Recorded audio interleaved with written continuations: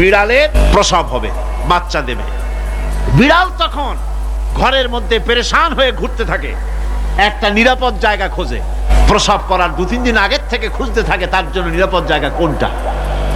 এরপরে খুঁজতে খুঁজতে প্রসবের দিন সে সত্যিকারের ঘরের মধ্যে সবচেয়ে কোনা কানা জায়গা যেটা, সেই রকমের একটা নিরাপদ জায়গা সে বেছে নিল। এরপরে বাচ্চা হলো। বাচ্চা হওয়ার পর এই বাচ্চার উপরে কেউ যেন আক্রমণ না করে, শত্রু যেন তার জায়গাটিতে না আসে, এই জন্য বাচ্চাটার ওর তো হাত দিয়ে মায়ের মতো কোলে নিতে পারে না, সে আস্তে করে ঘাটটা কামড়ায় ধরে যাতে করে বাচ্চা ব্যথা না পায়। ওইভাবে করে ঘাড় কামড়ায় ধরে আজকে এই সিঁড়ির নিচে, কালকে ওই খাটের নিচে, পরশুদিন এই আলমারির কোনায়, এইভাবে বাচ্চাগুলি সরায় সরায় রেখে বাচ্চাকে প্রতিপালন করে। এই বিড়ালটাই হেদায়েত দিলটা কে?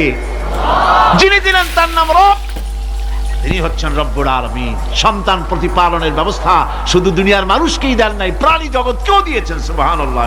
কত ভয়ঙ্কর একটা হাদিস। রাসূলুল্লাহ সাল্লাল্লাহু আলাইহি ওয়াসাল্লাম বলেছে যে ব্যক্তি জালিমের শক্তি বৃদ্ধির জন্য তার পাশে থাকে, তাকে সাপোর্ট করে, তাকে ভরসা দেয়, সেই ব্যক্তি আর মুমিন থাকে না, সে ইসলাম থেকে বের হয়ে যায়।